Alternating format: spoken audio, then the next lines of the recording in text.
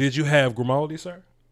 No, I didn't go big time this time. I went small time. I just needed food. I just needed something. Them hoes so expensive, but I'll do it every single time, Brother Jeff. Every single time. Grimaldi's is delicious. It's delicious. Oh, hey, everybody, and welcome to, I guess, ScoutKast. If you are watching on my channel, that's Voch Lombardi, and I put his name, even though it's right there, I also put it in the description, so make sure you're subscribed to Voch, because Voch is better than everyone else at this draft stuff, except me. He and I is a tie. It's a tie, and then we're the best. So follow Voch.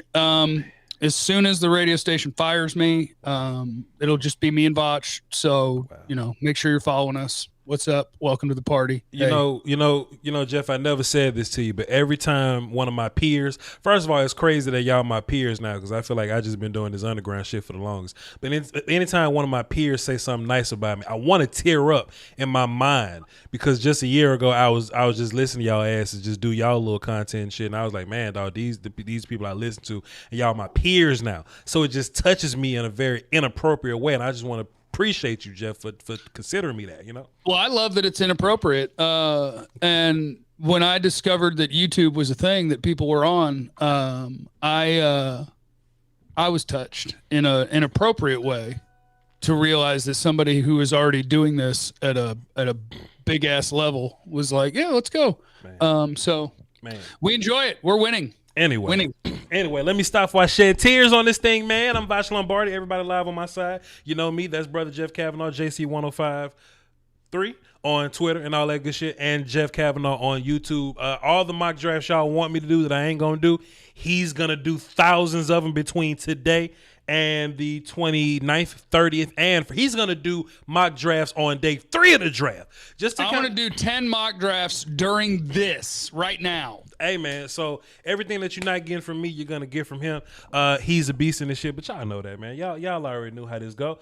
This is my 3rd time going live on my side today. I just want to fill y'all with content because I ain't been here in a week.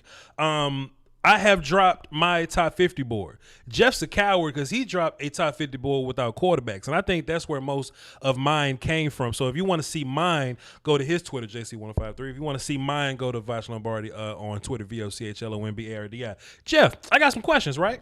I had quarterbacks on the board. I don't know what you're talking about. I ain't seen no quarterbacks on there. Quarterbacks are on the board. If you need a quarterback, they're 1, 2, 3, 4, 5. If you don't worry about it. Cowardice. Well, 1, 2, 3, 4, 5. If you need a quarterback, otherwise, who cares?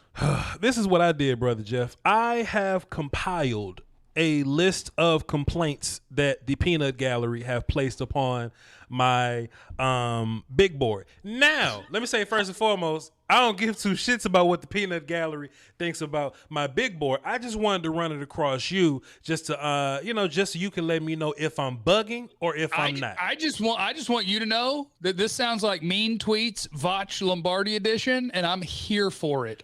There's nothing that'd make me happier than to hear people tell you you're stupid. Yeah, but come on, Jeff. I get an attitude and I start shooting back at him and shit, and it just turned into a shouting match. But okay, Jeff, let's get started. You ready to get started? Let's get started. Chat box, my chat box, your chat box. Let's do this. The first one I have for you, and this is kind of me coming at you because you're a little cowardice, right? On my big board, I have Zach Wilson and Justin Fields over Trevor Lawrence. Am I bugging or not?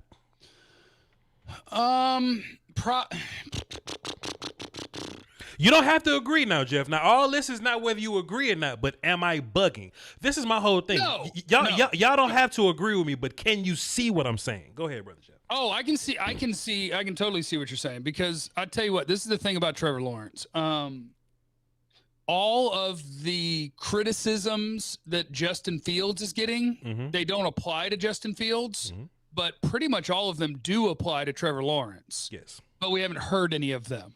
Yes. So if you can take into account his offense and all the RPOs and all the first read throws and all the tuck it and run, like if you can take all of that into consideration, and you still think Trevor Lawrence is your top quarterback, I'm cool with that.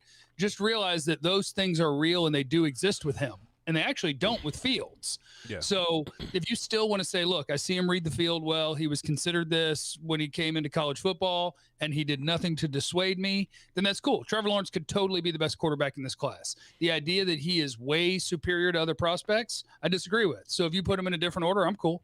This is my thing. Trevor Lawrence is like my 7th overall guy. Fields is like 5th or something, you know what I mean? And Zach Wilson is like 4th. You know what I mean? Like they all together. Like no guy, I don't think no guy blows another guy away or just they just I just like one guy better than the other.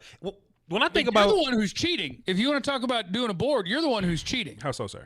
Because if you were Jacksonville and you don't have a quarterback, who are you taking number 1? I'm taking Zach Wilson. Okay, so put him at number 1 on your board. No, because he's not the best player. He's the one you're taking. Now in my mock draft, I took Zach Wilson number 1 overall because that's what Voch would do if he was GM.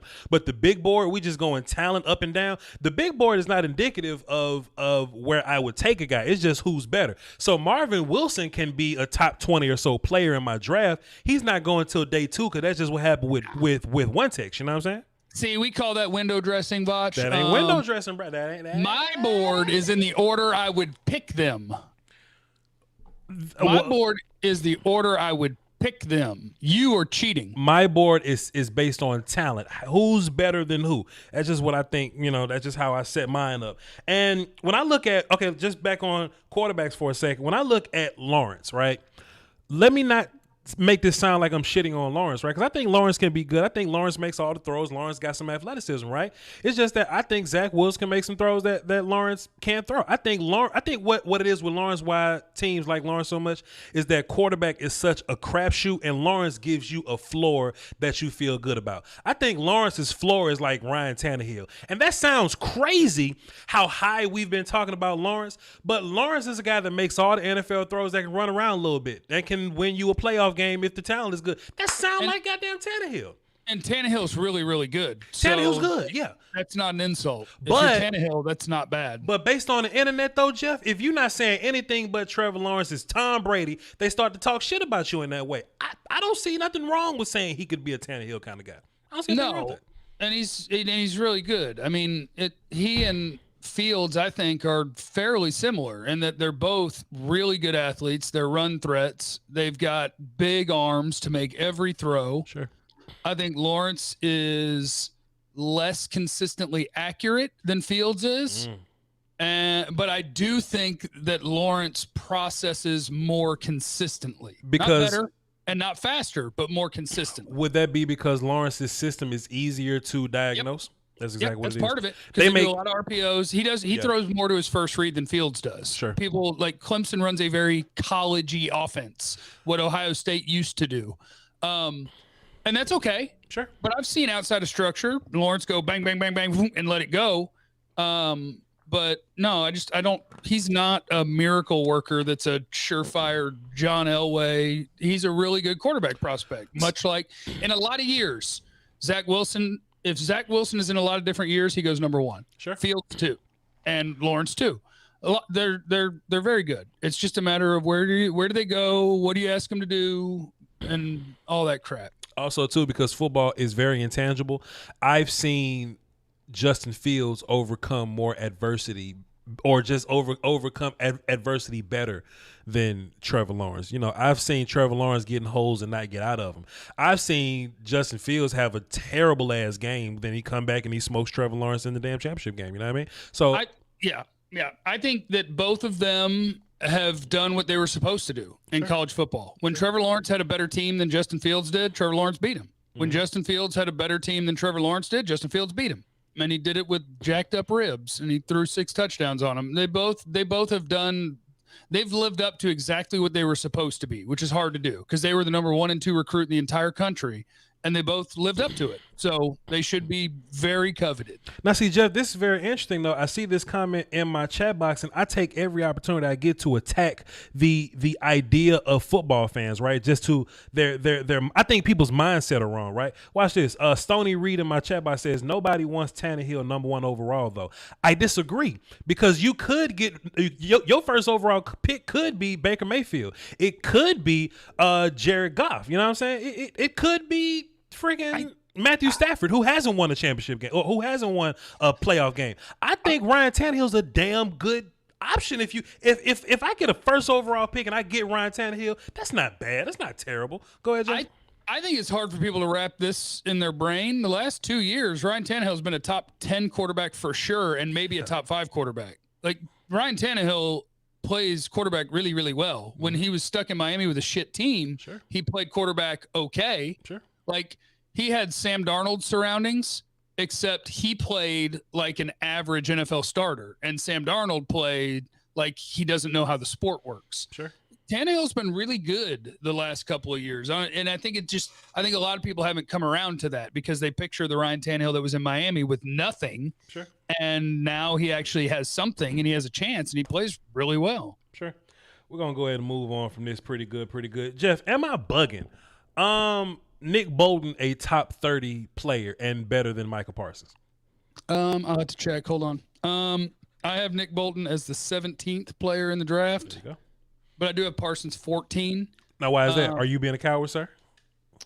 No, I think Parsons is a better prospect. I think Bolton's a better player, but I think Parsons is a better prospect. Because the things that I haven't seen Parsons do, it doesn't mean he can't do. It's like J.C. Horn for you. Uh-huh. Like, I've seen J.C. Horn grab a lot of people, but he doesn't have to. I haven't seen Micah Parsons be asked to do a lot in coverage, but it doesn't mean he can't. It means I haven't seen him because they didn't ask him to. So if you got the 15th overall pick, your team want to go linebacker, Parsons and Bolton are on the board, you going Parsons? I am. I can't do it, Brother Jeff. I'm just going to have to let Parsons fall down my board player. I'm just going to have to let him do it. It's a floor versus ceiling thing. Bolton, sure. I think, actually has a safer floor. Parsons has a higher ceiling for sure. Like, you give me that, right? Sure. Oh, 100%. 100%. It's just that what I see right now, I just happen to be, I happen to be floor guy. And if I get Bolton on my team, I know exactly what I'm getting. I don't know what I'm getting with Parsons. Want to be a goddamn pass rusher. Like some people want Parsons to be Von Miller. I don't even know how that even works. Where's these Von Miller pass rush reps y'all been looking at that got y'all thinking that Micah Parsons is damn Von Miller? I don't get it. Well, to me that's a common misconception in football in general. Is like, I've heard the same thing with the Cowboys where people are like, hey, Jalen Smith, play him at defensive end. He's a good pass rusher. A good blitzing linebacker does not mean that you're a good pass rusher. Sure. Like, if you put a good blitzing linebacker's hand on the ground and ask him to rush the quarterback every snap, sure, he's going to suck. It's a different thing. Now, Micah Parsons used to be a pass rusher, and could he get some sacks? Sure. But he's a linebacker who has pass rush ability and the physical capabilities to be really good in coverage. I mean, potentially he's a Hall of Famer. That's what his physical traits tell you. It's just a matter of maturity and like he doesn't diagnose like Nick Bolton. Sure, he doesn't, and that's half the battle. Yeah. I need that to keep growing. I need that. Okay. Hold on, I'm gonna sneak in a couple of early supers. Go ahead. Jaime, how similar are Keanu Neal and JOK, or how complementary could they be? I guess they're kind of similar in that now first of all, I appreciate you. I guess they're kind of similar in that now Keanu Neal is being demoted from safety to linebacker. I think that's what happens. Corners fail to safety, safeties fail to linebacker. But no, because JOK, like, he hadn't even started yet. Sure. JOK, I love JOK. And I might be wrong on him because every time I fall in love with these guys that are, quote, tweeners, sure, a lot of times it doesn't work out. And it's like, you were wrong. And I'm like, no, they used him wrong. And I just pretend that I was right anyway. Yeah. But no, JOK he's a freaking missile. But to your point, Keanu Neal coming out, I actually really liked too. So maybe it's not an unfair comparison. Also, too, I think, just in my mind, I think Neal is more of a safety that's going to end up playing linebacker. I think JOK is a linebacker that's going to play safety sometimes. And as long as you have a good plan for JOK, he's going to be a freaking star. Because here's the thing. Here's what the NFL is now. Here's why I like safeties playing linebacker. The NFL has become mismatch league. Yes. The goal at all times for an offensive coordinator is to find a way to put you in a bad scenario where somebody has to cover somebody they can't cover. That's their goal as an offensive coordinator. JOK is he's mismatch proof. Sure. Your tight end's not a mismatch. Your running back's not a mismatch. If he gets somehow stuck on a wide receiver, that's not even a mismatch. Sure. And he's a linebacker. So that's my guy. And then Saul, I appreciate the super chat. Is having multiple QBs fall to 10 potentially a bad thing? Could it lead to teams being less likely to trade up and see who falls? Oh, a brick question. Maybe, but I think it just leaves multiple guys, because even the teams that that you're thinking might come up for a quarterback, they're not just coming up because it's a quarterback. They're going to have a preference. Sure. If you get two guys left on the board, that means it's either going to be Fields and Jones or Fields and Lance or Lance and Jones or whatever. And my God, if you're New England and you have a choice at that point, I'm not letting other teams jump up there and take my choice away. I'm going to get my guy. So I think it would be great for the Cowboys if there were two quarterbacks. I don't even want to trade back anymore, honestly, because I don't think what we'll get back would be equal to the idea of getting Pitts, Slater, or Sewell. You know, What if all three of those are gone, though? Then I'll trade back. I just think I just personally think. I was gonna say I can talk you out of your own. I won't trade back in a heartbeat unless you're talking about Slater, Sewell, or Pitts. If one of those three are on the board, I'm not trading back. If it's out of Surtain or Horn and trade back, I will move back gladly 15 spots, take Newsom, and take your next year pick and your other day two picks or whatever. 100%. For sure. Mark said, can JOK cover Pitts? No one can cover Pitts. Well, see, Jeff, that's why we need draft bowl. See, on my show, what I always talk about is Senior Bowl is like the best metric for like grading players, because they practice against each other and they go practice against others. They actually play football. How dope would it have been to see Chase Young versus like Jedrick Wills or something, just so we can get that final measuring stick? We got it once. I was at that Senior Bowl. We got Zach Martin and Aaron Donald, and it was glorious. Oh boy, that was a decade ago. But it was war, and it was amazing. I will go to one day. Nick G2K1 says thoughts of rumors of trading the 10th overall pick. We have just addressed your question. Appreciate you. For your deuce in the super chat, Vignay dropped a 5 in the super chat. No question. You just wanted to drop 5. Salute to you. And Rick Gonzalez says, if at guard, do y'all give the Cowboys enough credit to move Sewell or Slater to tackle or stay at guard? I don't get your question, but in my mind, what you just said was, if we draft a tackle, do the Cowboys sit him or just put him at guard? I think they play him at guard until Tyron Smith go out. If you pick him in the top 10, he's not watching football. If you pick him in the top 10 and Tyron Smith is healthy, your top 10 pick is playing left guard. Yeah. You're not picking a dude at 10 and then being like, oh, looks like our guys are healthy. Enjoy watching. No, he's playing. I also want to give you a Cowboy question before I get back into my everybody top board or whatever. What's so bad about the idea of taking wide receiver at 10? That you don't need it. You don't need it this year. But right. I've seen, because they tag us to the same post and shit, Jeff. So they tag us to the nightmare scenario that we can't trade back, phones ain't ringing, only 3 quarterbacks have been drafted somehow, then both your linemen, both your corners, all those guys are gone, Pitts is gone. So your option are wide receivers or whatever, right? Like, would you draft a receiver or draft somebody on defense? In my mind, I don't think that it's such a drastic situation that I just don't. Like, if Jamar Chase is sitting there at 10 and that scenario happens and nobody's on the phone, just take Jamar Chase, because this is a 5-year conversation. Michael Gallup ain't going to be here for 5 years. When Gallup is gone, now you got Chase, Lamb, and Cooper in my mind. What's wrong with that, Jeff?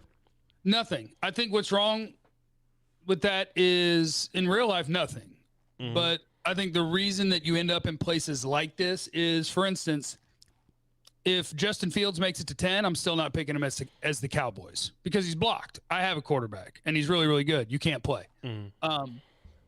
I think at almost any other position, you have to realize there is more to building a football team than your first-round draft pick. Yes. And a lot of teams don't realize it, and therefore I think a lot of fans don't realize it. And that's my Kyle Pitts thing.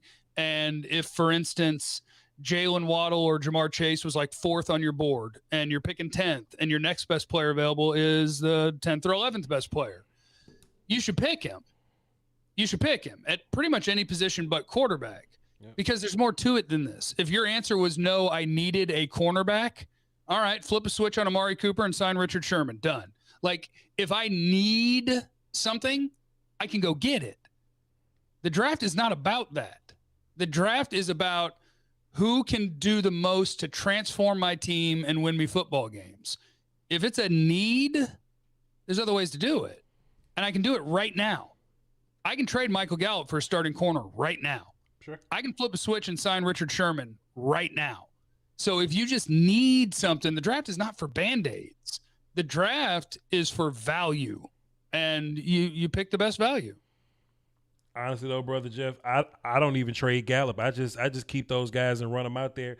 And because honestly, in my mind, if you're trading Gallup at that point, the discount is so heavy because teams are looking at you like, oh, you just trying to get rid of Gallup. I'm not trading Gallup just to get some BS back, because I think Gallup is more valuable to what you do than just getting some BS, like a fourth round pick for Gallup or some second D tackle on your team. No, what I would rather do is just keep Gallup, and those 45 receptions that happened with Blake Bell, Cedric Wilson, and Noah Brown and shit, just take those 45, give those to Waddle, Chase, or Smith, and then when Gallup leaves, then you step that person up to be wide receiver number 2. Easy peasy. That works too. And then the only, like, to your point, the only way you would trade Michael Gallup is if you believe that whatever I'm trading Michael Gallup for, and then just having these 3 wide receivers gives me a better chance to win the Super Bowl this year. Mm-hmm. That's the only way you trade him. Mm-hmm. And maybe there is a player, because that's what you got is there's 31 other teams and they all have a Gallup thing somewhere at a different position where it's like, well, he's in the last year of his deal and we're thinking about drafting a new guy to step in for next year and blah, blah, blah, blah, blah. Mm-hmm. And so there's the potential you could flip your Gallup for somebody else's Gallup at a different position. And if that doesn't exist and you said, well, hell, we're just going to hold our guy, then everybody will get really mad and they'll be like, but you didn't pick a corner and now we have too many receivers. Again, I tell you, move $5 million of Amari Coopers down the road and sign Richard Sherman. We can fill any need we have. Mm-hmm. I can fill it right now. I can Google names and I can fill any need that you need to plug. That's not a problem. The problem is finding long-term dudes who are ballers on the cheap, and that's what we do in the draft. Since we're on the topic of wide receivers, I have 2 wide receivers on my board, Brother Jeff, and people seem to have had problems with them. Rondale Moore at 25 and Elijah Moore at 16. Jeff, am I bugging? Hold on, I got to check. Rondale from Purdue, Elijah, Ole Miss. Both of them. Both of them. Check where I have them, sir. Both of them are little bitty dynamic dudes, but goddamn, boy, they dynamic. I have Elijah Moore at 19. Mm-hmm. I have Rondale at 42, and that might be too low, but that's where I have him at the moment. Don't let me influence your shit. Now, this ain't me like considering injury or nothing like that. I'm not worried about him being a hurt little dude. I'm just looking at the talent, right? And that's been his thing. Yeah. Whereas like Elijah Moore, I trust as a route runner and winning everywhere. Like I'm just way more comfortable with him. Mm-hmm. So that's why I have him considerably higher. Rondale Moore, I mean, Jesus, as a true freshman, he destroyed Ohio State. Like, he's a freak. Sure. He just had bad quarterback play, and he had to turn into a gadget guy, and it was weird. So I don't trust him as much. But he's super talented. You could have him as your wide receiver 3, and I wouldn't say you're nuts. Yeah. I would say I have questions, but you're not nuts. I think this is a really good year for, like, complimentary receivers. Like, last year, you went to go get, like your main dudes, but this year, there's a lot of Cole Beasley's to Diggs relationships, you know what I'm saying? Just those dudes that you could just plug in the slot and just let those dudes tear shit up down. I think Devontae Smith is going to be depending on where he goes, he's going to be an incredible day 1 slot, depending on where he goes. I would love to play him there year 1 and then bump him out for the rest of the way. That's just me. I could be bugging. I just see a lot of CeeDee Lamb in him, you know, not as like a ball after guy, but how CeeDee Lamb gets open and catches the football. I see a lot of that in Devontae Smith, and then, you know, everybody else just bona fide slot people or whatever. I think it's a good year for him. The only thing that hurt Devontae Smith in my mind is he was on the field at the same time as Jalen Waddle. Mm-hmm. And so I have to compare the way that the two move. And I'm like, Jesus, Jalen Waddle's not human. Oh, he's not human. But only for a little bit, though. They were only on the field together for a little 4 games. Yeah, for 4 games. And And when Jalen was gone and they had to feed Devontae looked a little faster until Jalen. Yep, he sure did. Yep. until you, but even in the championship game, right? You know, Jalen was a little hurt. Okay, cool. That's similar in speed. When you go back and watch that old film and that dude. Oh, you mean when he was fly. limping off the field? Yeah. They were about the same speed when he was limping off the field. Yeah, 100%. And that dude starts to fly. Where you got Waddle ranked? What's your ranking on him? Waddle is my 4th player Overall? Now, if I were doing it like you, where I'm dispersing quarterbacks, okay, Waddle would be probably 5 or 6. I got him 8. For everybody that's listening right now that hasn't seen my list, is up on my Twitter. It goes like this, including quarterbacks: 1 through 10. Kyle Pitts, Rashawn Slater, Penei Sewell, Zach Wilson, Devontae Smith, Justin Fields, Trevor Lawrence, Jalen Waddle, J.C. Horn at 9, Jamar Chase at 10. That's my list. That's my top 10. I don't believe in quarterbacks, so mine's Pitts, Slater, Sewell, Waddle, Chase, Horn, Smith, Surtain, Elijah Vera Tucker, Greg Newsome, Owusu Koromoa, Darisaw, Ojulari. Oh, I've gone too far. That was 13. Let me just say, man, if Darisaw wasn't lazy, you said I was an asshole for calling him lazy. Well, that's because I hadn't watched him yet. Okay, but now everybody started calling him lazy. If Darisaw wasn't lazy, that son of a bitch would be a top 5 pick in this damn thing, dog. Yeah, he just doesn't have the killer instinct, looking for work. But I mean, if you want him to do his job, he's gonna do the hell out of his job. This the problem though, Jeff. The fact that Tevin Jenkins exists. Like, if anybody watched Darisaw and just left, you would probably get away thinking, okay, cool, Darisaw's cool. But my problem was I watched Darisaw after I watched Tevin Jenkins. That's my problem. This will make you feel better. It didn't matter which order you went, because I watched Jenkins directly after Darisaw. Either way. And Jenkins, I was like, holy cow, this guy's pissed all the time. Like, Darisaw's a little smoother and a little more reliable, snap in and snap out. But this Jenkins dude wants to murder you. Oh my God. Being angry is half the battle with him. Anyway, those wide receivers. So like, look, man, if you take away, I might choke my coach out, I might quit, I might sell weed, my mixtape is great, I may have a gun under my seat. If you take away all those things, I got Boss Man Fat at 13. He's my 13th overall player, disregarding all those things. Am I bugging? No, not if you're disregarding all those things. Okay. I mean, he ended up number 20 for me, and that is somewhat factoring in those things, and not all those things. I don't even know what some of those things are that you just said. The only things I'm factoring in is we know he had 2 coaching staffs in college, and we know that they did not want him there by the end. Yeah, they were just like, you can go. They said, opt out, please. Yes, please don't play in the bowl game. It'll be fine. Let me thank Rick Gonzalez in the super chat. I appreciate you. He said no one talks about our red zone offense and how we struggle putting up TDs. Kyle Pitts is good for +4 points at least every game. Exactly why we need Pitts. Yeah, 100%.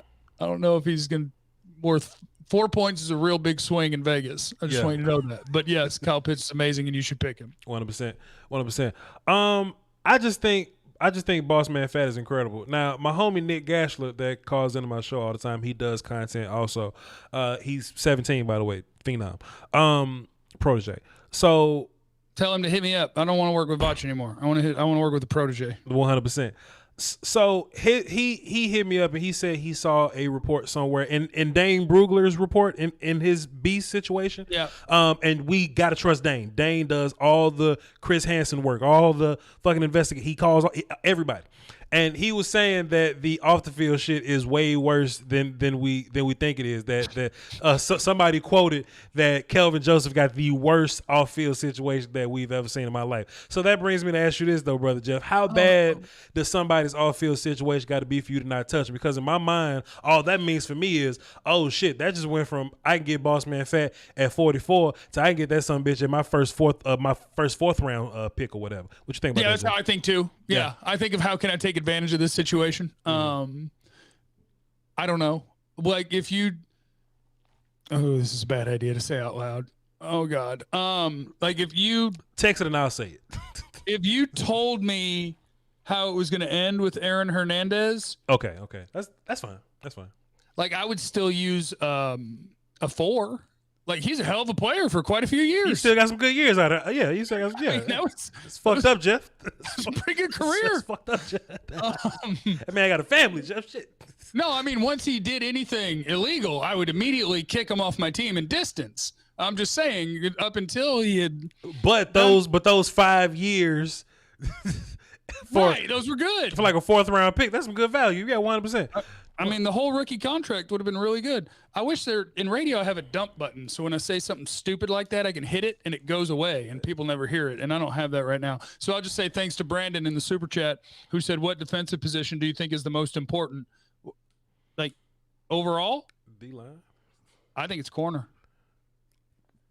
I don't hate it. I used to be pass rush is the most important. I am now coverage is the most important. But it doesn't matter because they're both super important.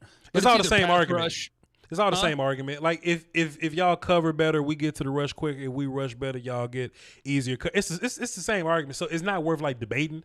But I'm gonna cover better so I can send a 5th guy. That's my theory. If I can cover good enough, I can send 5, and we're getting home no matter what. That's my theory. So that's who's more important in the passing game. He says who's more important in general. How do you the passing game is more important than the running game, so sometimes corner. Running game doesn't matter for the most part. Segway Jones, since run game doesn't matter, Christian Barmore is not a top 50 player on my board. Am I bugging? He don't even start. I know this is the first time I'm thinking about saying you're bugging. That motherfucker play 21 snaps a game, Jeff.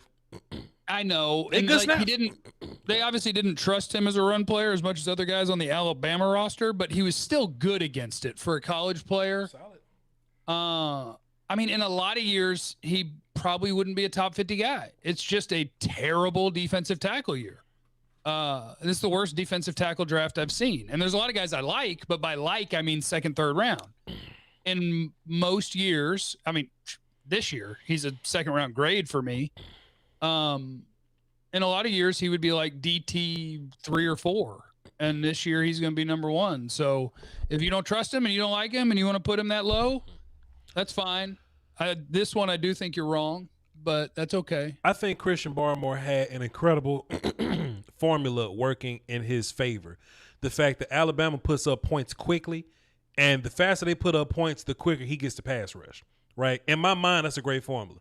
If he goes to a team that doesn't put up points quickly, and in the league, you may not put up points that fast. Can you trust that dude for 3 downs? Nick Saban don't. How can I? Yeah. I think he's actually, like, his tape, it is different. But he and Marvin Wilson have that same thing where, and people are killing Marvin Wilson this year, and that's fine. I don't care what other people think. Sure. But they have the same thing where you just see them, like, if there's a single blocker. Smoke people, yeah. And it can be one-handed, two-handed. It can be, oh, you stopped my first move. Here comes a hammer. And, like, they're very natural in what's next. Sure. Like, a lot of times I can run straight through you, but if you got a hand in my chest, if you got whatever, like, they can just naturally swim into what's next and whip your ass. Sure. And Barmore has that. And so you're like, okay, so that's lower body flexibility. That's power. That's instinct. Sure. That whatever. And like, let me see. Also, too, though, who's around number 50 for me. Also, so, no, you're not crazy because around number 50 for me sure. is guys like Sam Cosmi and Joseph Osai. And so if you want to tell me those are better prospects than Christian Barmore, I'm fine with that. Also, too, I think Barmore would be better as a 3-tech, like as a penetrating 3-tech. I just don't. For sure. I just don't think. I don't think the league's gonna do that with him. You know what I mean? I think Barmore is only gonna be good at one thing. And where I give Marvin Wilson credit, I think Marvin can play 3. I think he can 2 gap. I think he can play 1. I wouldn't let him play like 0. I think he got to be a little bigger, like bigger for that. But I think he can legitimately play 3 spots. I think Barmore does one thing really, really well. And that's not to say that Barmore is trash, because if it's all pass rush, Barmore incredible. If we go into a 7-on-7 camp, not 7, but like just a pass rush camp, Barmore smoking everybody in pass rush. It's just a lot more to the game. You have so you have Marvin Wilson ahead of Barmore. Shit, yeah. Marvin is my 19th guy. I love it. That's just how I feel. I love it. I wish I had the Nuts. Yep. Because his 18 and 19 tape. Incredible, Jeff. And this is why I don't like talking to too many people about the draft, because a lot of people will just say dumb shit and you're like, why am I talking to this person? But talking to you can help me, because it's like, if you look at Marvin in 18 and 19 as a freshman and a sophomore. Yes, Jeff. That tape is as good as Barmore as a junior. If he opted out this year, fucking Marvin Wilson is a first round pick easy if he opted out. Yeah. It's just that now we're looking at 2020 tape. People say it's bad tape. I just think it's not as good as his 19 and 18 tape. You know what I'm saying? But it's not terrible tape. But he's also playing on a 3-man line at end and his meniscus is jacked. So I'm like, how much are we weighing all that in? Because if we're weighing all that in, he's DT1. Like, if you promise me that part of that tape was that his knee was bugging him, sure, and what they asked him to do, then I'd be like, yeah, it's DT1. Sure. Yeah. If it's, man, but Jeff, that's the kind of conversation, and that's what makes this year so weird in particular, right? How much can we put on COVID year? How much can we put on how terrible was Florida State? You know what I mean? Like, if this was a regular year, I was listening to some podcasts. You know, Marvin was gonna go to Ohio State, but he just ended up going to Florida State. If he would have gone to Ohio State, how different would Marvin Wilson be? I think all that shit is legit. I think it's all fair.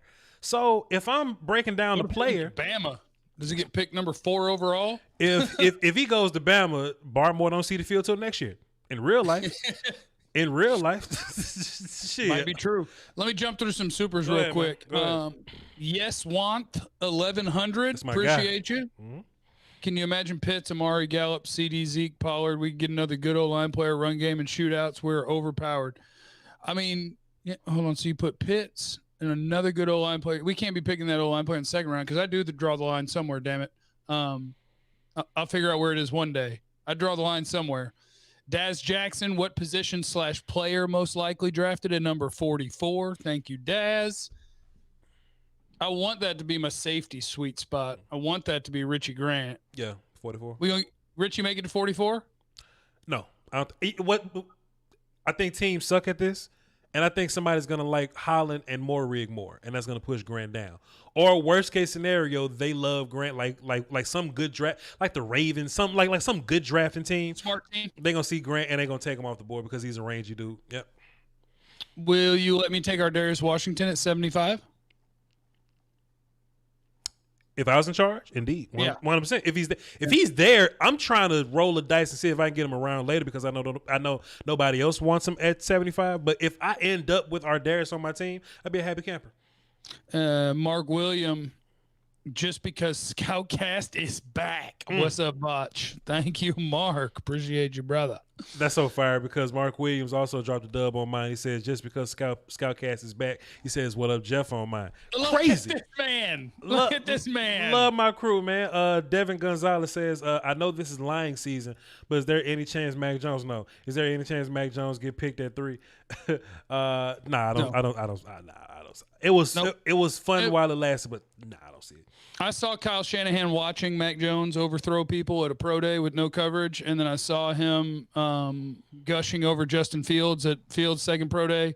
And then I don't know if you saw this story today, Voch, but Kyle Shanahan told Trey Lance for a few weeks to work with a certain quarterback coach and scripted what he wanted to see from his pro day. So Shanahan, it's Fields or Lance. That's what it is. Of course. But we all knew that though, Jeff. Like we didn't all see, Jeff. We were having fun with the notion that if Mac really did get taken, the good things that could happen. But there was no way Mac is not a top 50 player on my board at all. Mac ain't even on my board. Like I don't feel great about Mac, and I know that teams don't suck that bad. He played so well, Voch. He did, but shit. He's not a runner, and he doesn't have a big arm. You don't. But he played, like, I believe, literally the highest QBR season in college football history. And you hate him? So did Tebow. That's some shit. No, I just said literally, which means he was above Tebow, sir. I just can't do it, Jeff. Not me. I just can't make myself like Mac Jones that much. I like Mac Jones. 3? He's going to be Tom Brady. He's out of shape and everything. He's going to have the same combine picture with his belly hanging out. It's going to be great. I like him better than Kellen Mond. $5 in the super chat. Thank you, Patrick Foley. What are the chances of Dallas trading back, getting Horn, and then trading back up to get Newman or Barmore? Who's Newman? Greg Newsome. Newsome. Greg That'd be Newsome. That'd be Newsome. Mm. Man, I don't think you can trade back and get J.C. Horn. Nah. No, that's a dangerous business. Nah. Now, if you were going to trade back to 15 because you thought you could still get Newsome there, you could do that. You could try that. Yeah. But I don't think you're going to trade down for Horn and then come back up, because I don't think the trade down for Horn is going to work. Yeah. But if they pick offense at 10, I could see them trying to trade up back into the back half of the first round for something on defense. Sure. Okay, so would you rather? Okay, so watch this. So we have the most picks on day 2. I think that's where the best guys are.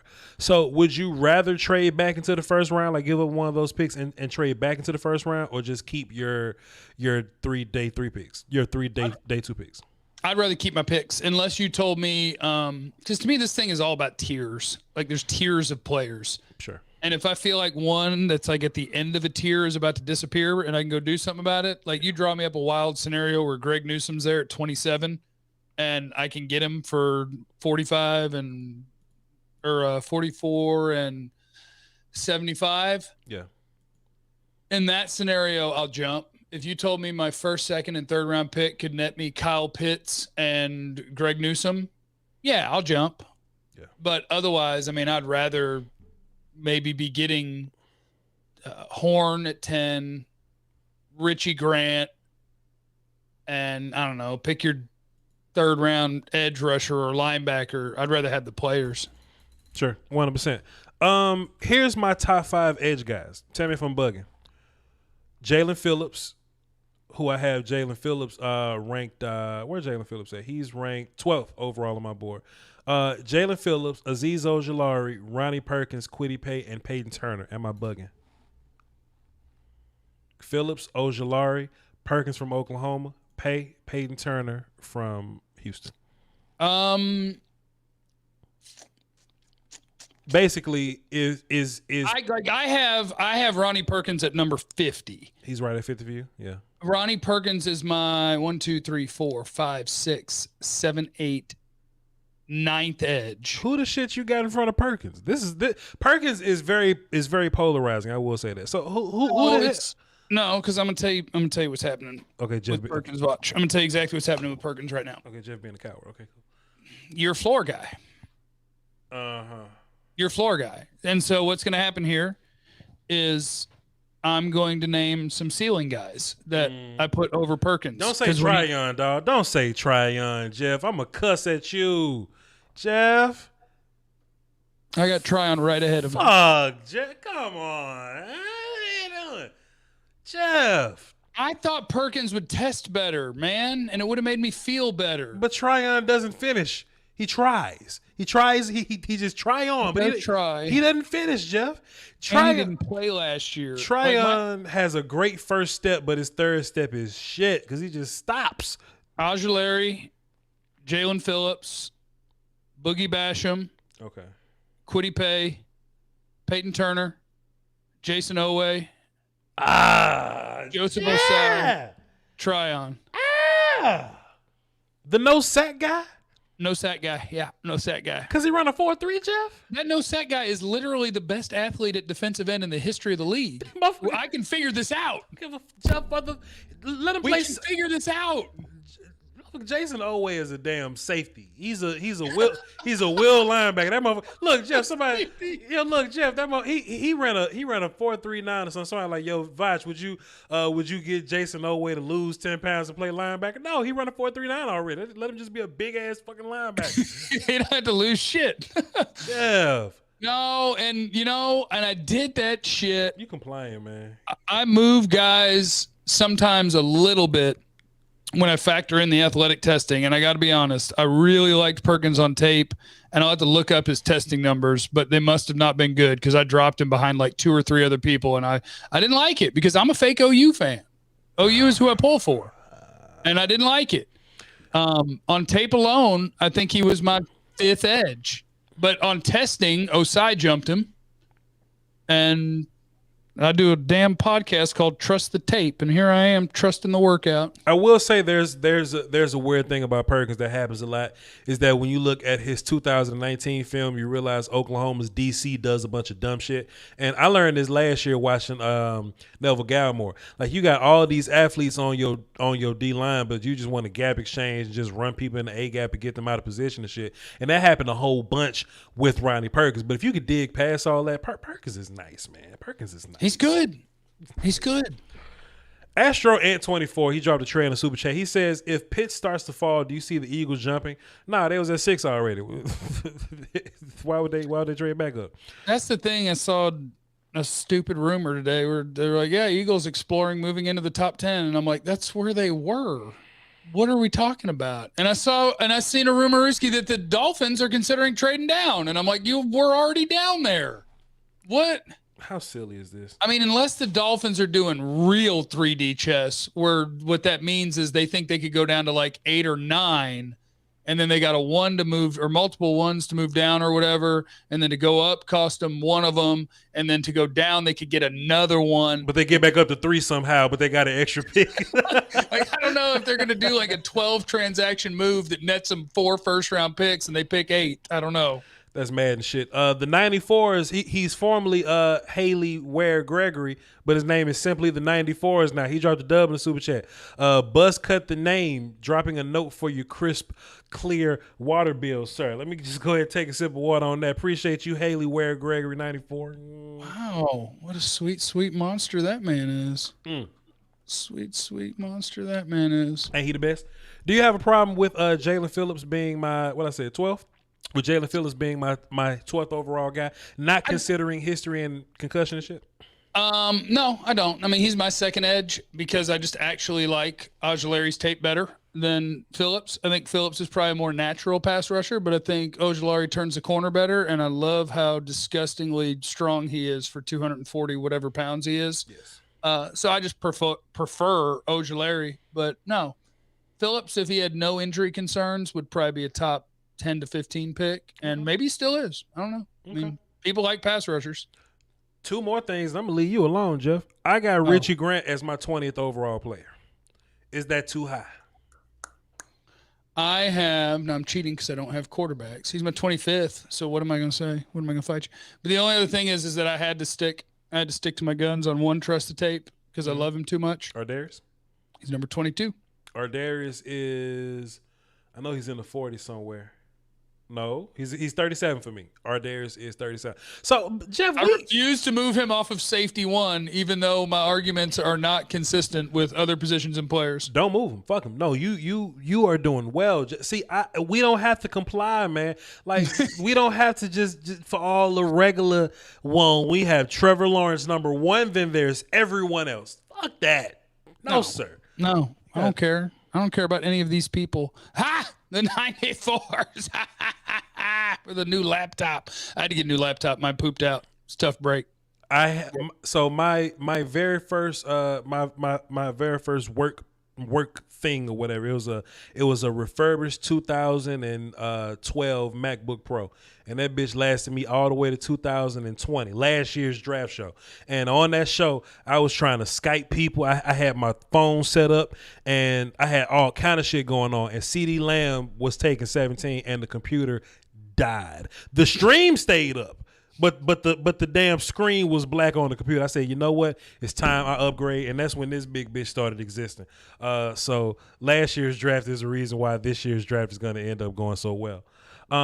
Whatever it took to get you to get a PC, it's important. You know, sitting here like this is a lot better than when I'm doing my stupid shit on the couch with a laptop. But it doesn't mean that I'm going to stop being too lazy and I'm going to do it with a laptop. But it turns out the laptop that I did get does not have as good a camera as my MacBook Air had, and I didn't look at that or pay attention to that. So I'm probably gonna have to carry this little camera around with me if I want to do anything on the laptop. Sure. Because the laptop camera kind of sucks. Just be a YouTuber and like upgrade your shit, man. Just get like a DSLR camera and buy all the $1,000 pieces that go with it, and just upgrade your look, Jeff. Why not?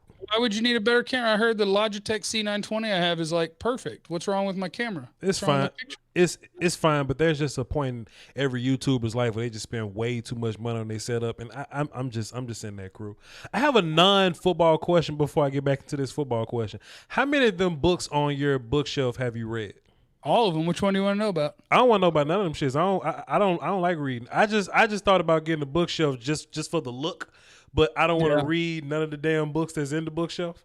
This is the Jack Reacher series. They made some movies with Tom Cruise. It was a terrible casting idea. Jack Reacher's 6'5", 235 pounds, and Tom Cruise is not.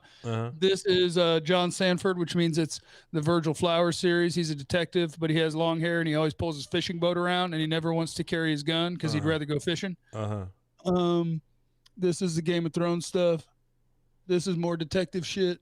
We don't read in the streets, Jeff. Come on, man. This is fantasy shit. The genre and this is called the something bastards. What is it? The Gentleman Bastard sequence is that one. And yeah, we got some stuff.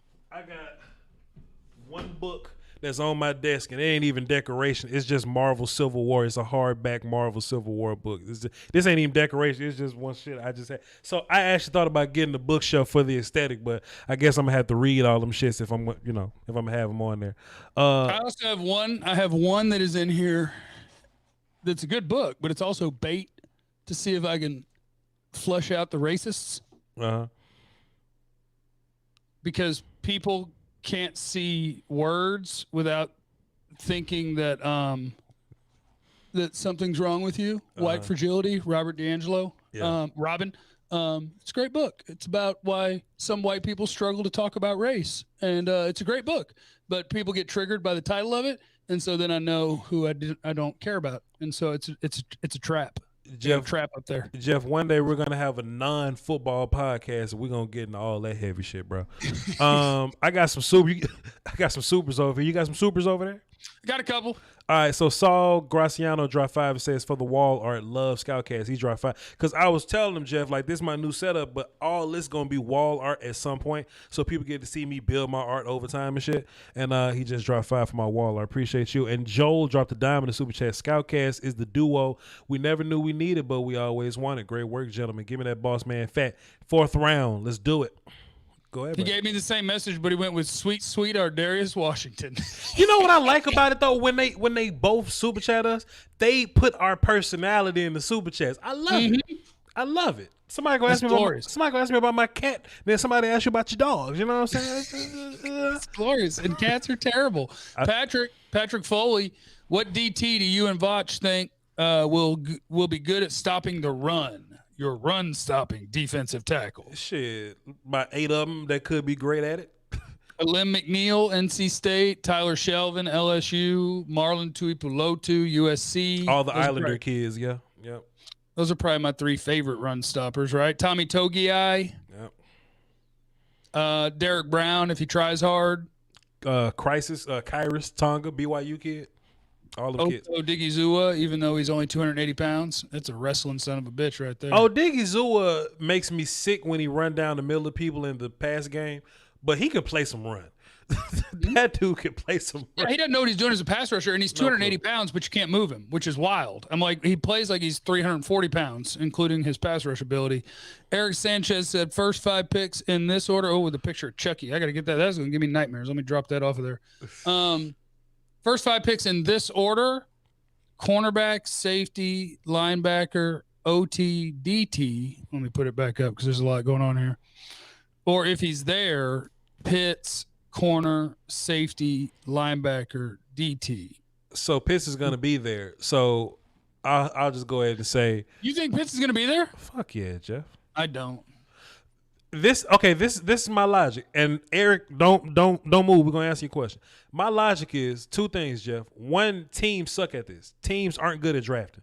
So what's gonna end up happening is if Atlanta doesn't draft Pitts, right? And I think the only way they don't draft Pitts is if they bail and quarterback comes for quarterback. Yes.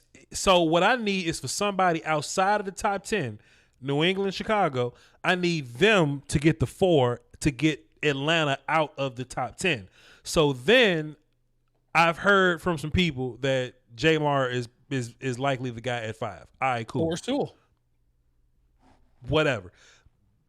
I think it's Jamar at 5. I'm just saying. So then Miami, what we need is for Tua to really be like, give me one of my receivers. And I think that can be a thing. Plus, they might like Gesicki a little bit too much. The Lions just got Hawkinson. For some reason in their mind, they may not double up in that way. The Panthers, if Sewell is on the board, they got to go. Broncos just they got 1,000 tight ends over there. The Broncos probably try to go quarterback if it's there. Broncos go cornerback maybe, and that's my scenario for Pitts being there. I'm not saying that's what's gonna happen. I'm just saying that's what can happen, and that's what I think. Yeah, I mean you're right. I ran through it today because we were talking about how Pitts is going to be gone, and I was like, I can give you the scenario where he's not gone, and I can do it off the top of my head. It's not hard to get him there. I just feel like he's too good to make it to 10, but you're right. Atlanta's the only giant opportunity since he could do it. Sure. But like Carolina is so tied to Rashawn Slater from everything I've seen. Like there's ways to get him there. Plus, Jeff, we gotta take him. Plus, Atlanta can't draft. We know this. So Atlanta, it'll be smart for them to just be like, hey, we're just gonna get Penei Sewell here and move on with our life. Cool. What I don't want for Dallas is I don't want for Dallas to have to pick between Penei Sewell and damn Kyle Pitts, because that might get weird for us. They may mess around and take Sewell and shit. I don't know. And for Eric's question, obviously we're going to go the Pitts route, and also I'm going the Pitts route because I don't think I like my options of offensive tackle at 99. I think if I want one, I'm going to go sooner. Otherwise, is this guy really going to beat out what I already have? That's an incredible point. So, Jeff, watch this. Just because we like something at 10 doesn't mean it's an option for the rest of the draft. So I may be heavy Sewell Slater guy. I don't want to tackle in the 4th round. I don't think we need tackle in that way. I just think Slater and Sewell are too good to pass up if we get them. I think the only reason people think that we need tackle is because terror threat level orange happened last year and Terrence Steele had to play before people had to get hurt for damn Terrence Steele to play. I don't think that happens this year.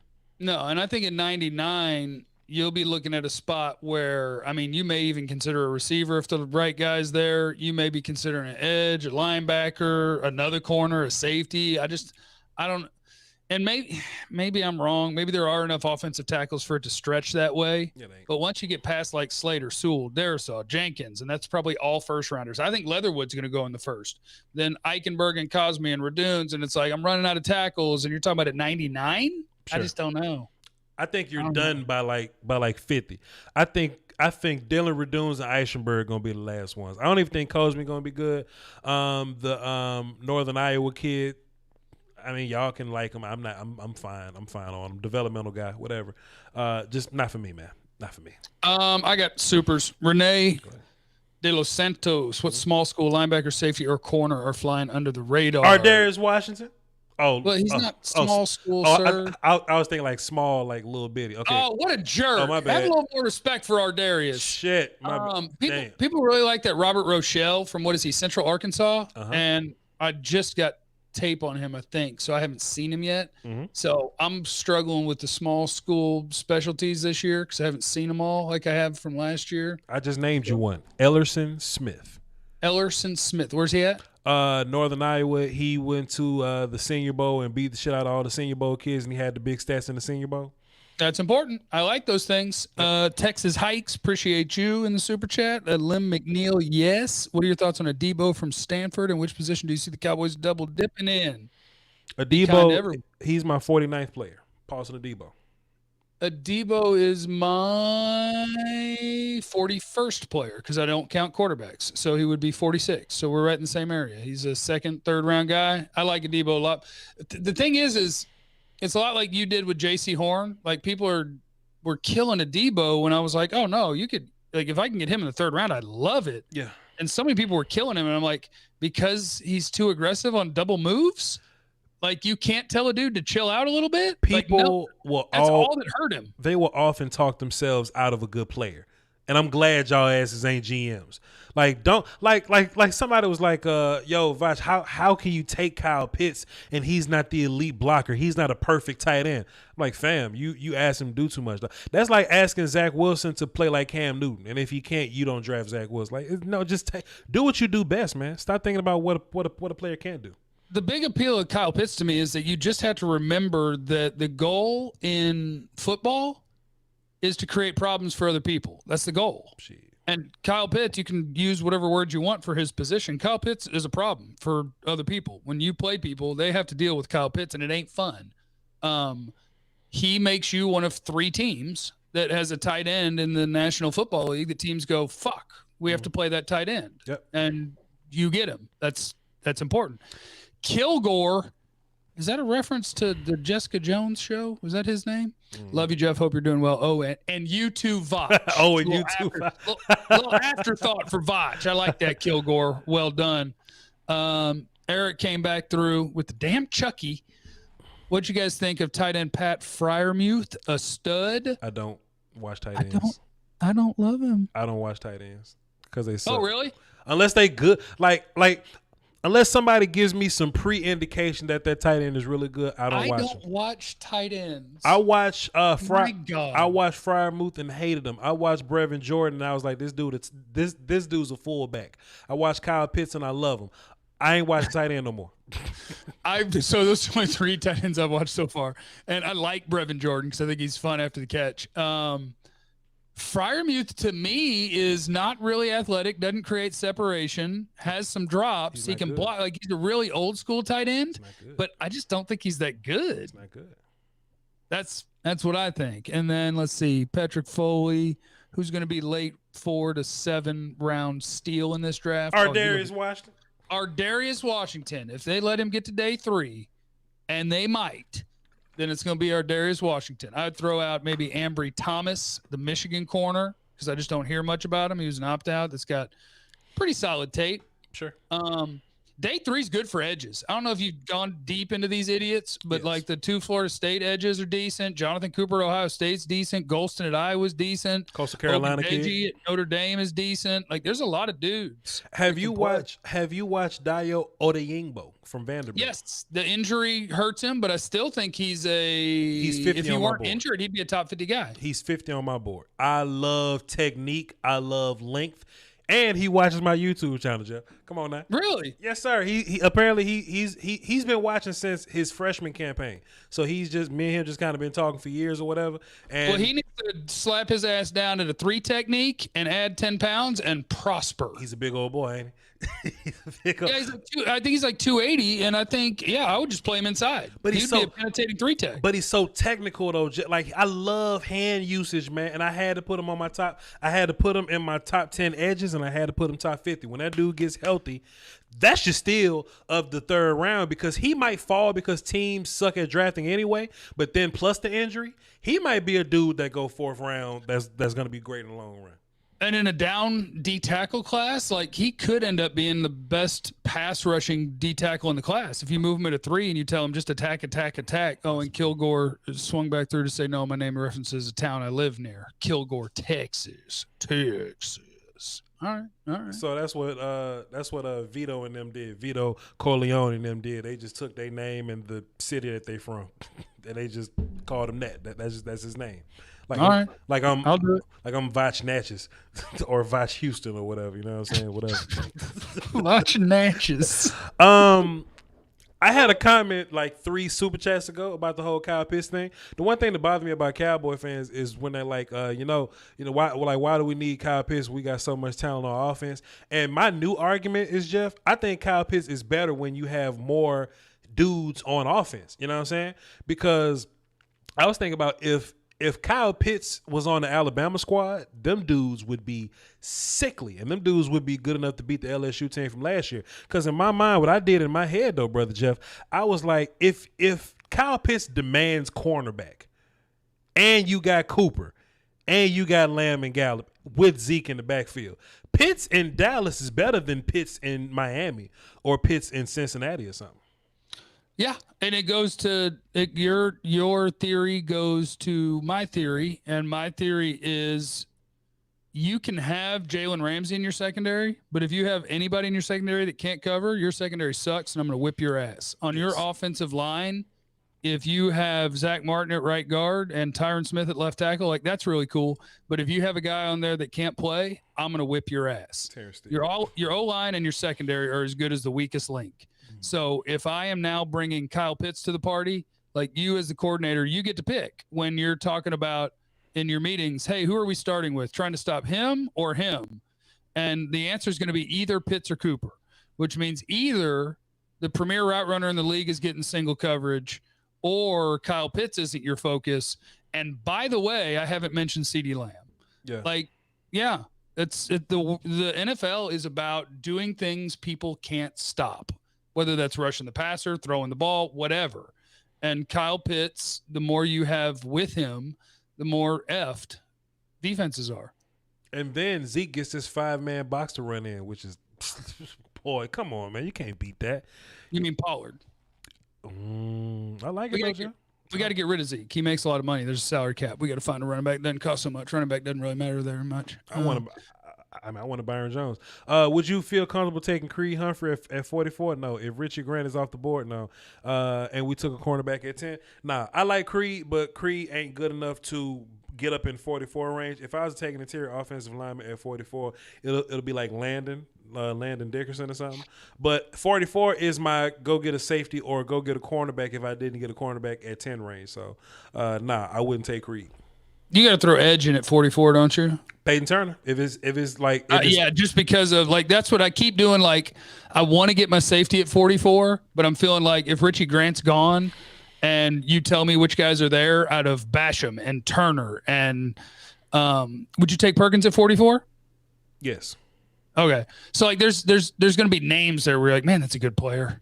Man, okay. That's a good player. Okay, let me ask you this. Peyton Turner or Richie Grant? Grant, because I think they're close enough that I'll do what I need to do for this team. Peyton Turner or Jamin Davis?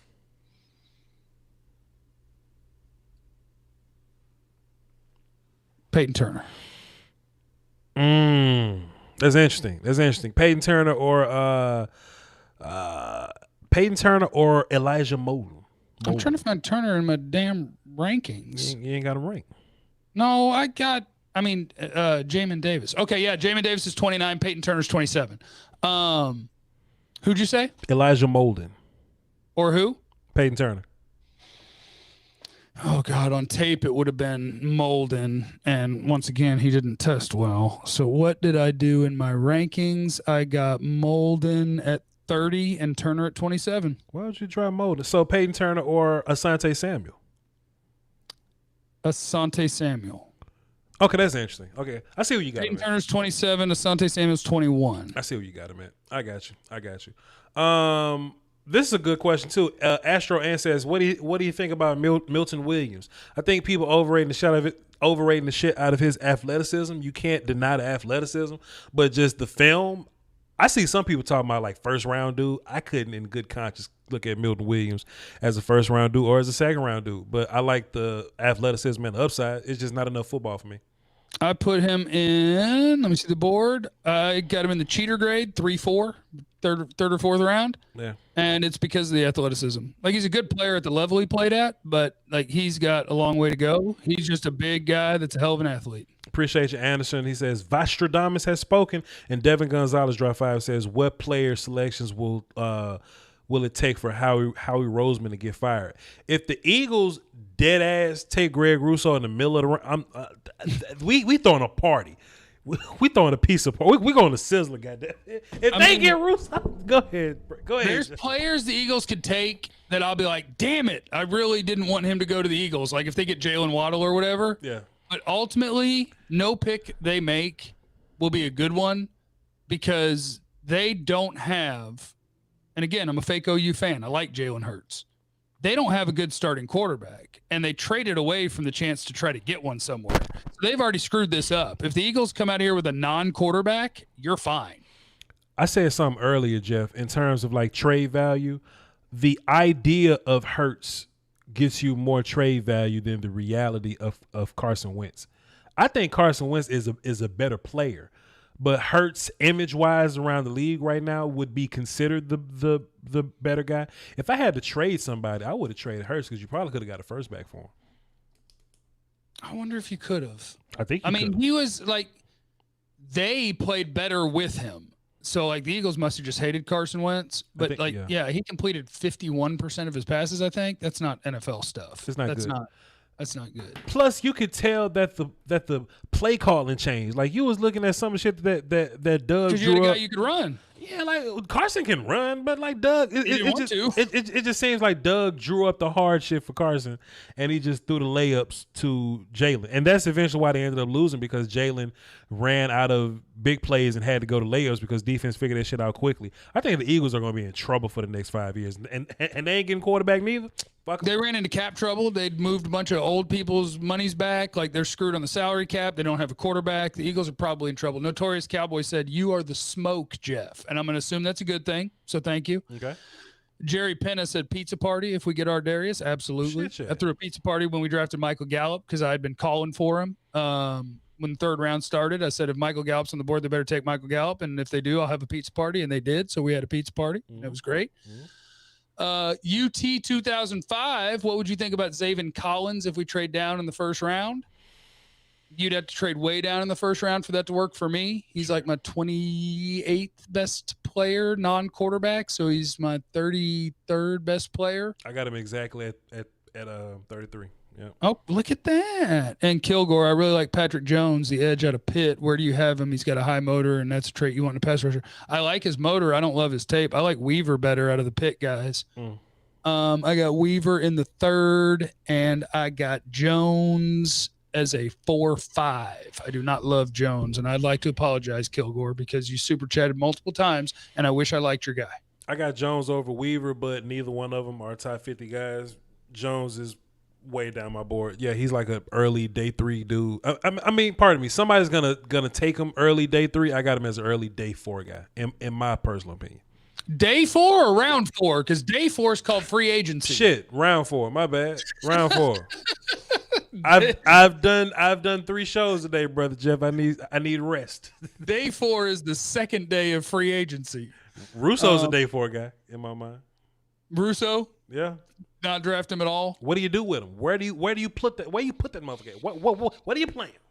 Defensive end and then third down in the middle. I don't know. I mean, that's the answer, but he's not good off the edge. He tested horribly at 200 and what was like 250 or something, 260, something. I think. No, I don't remember, but no, he didn't test very well. And it was like Vonch, but Vonch, can you put 30 pounds on him and put him at this is shit I don't like when people like, can he be a David Irvin kind of guy?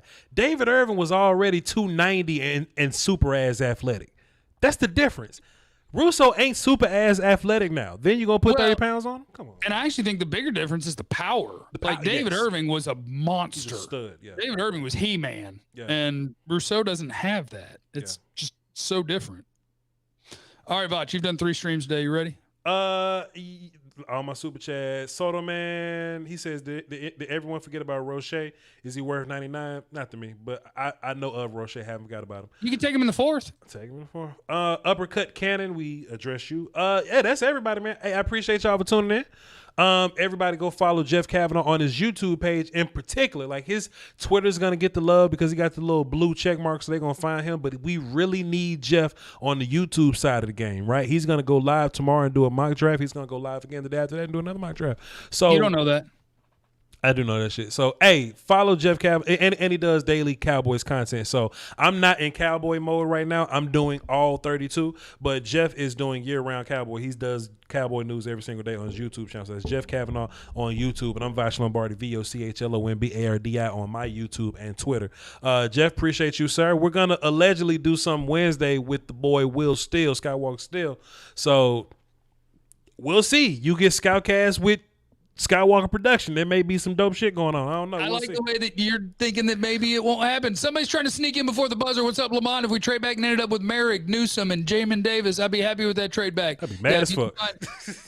I'll take those 3. Yeah, I'll take those 3. But I wouldn't take Merrick first out of those 3. I'd probably take him third out of those 3. Okay. And all I have to tell people is make sure you're following Voch Lombardi. Follow him on Twitter.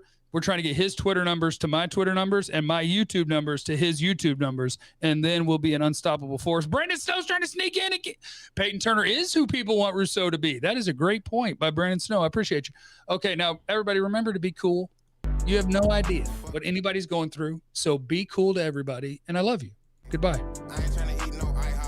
Appreciate y'all. Salute.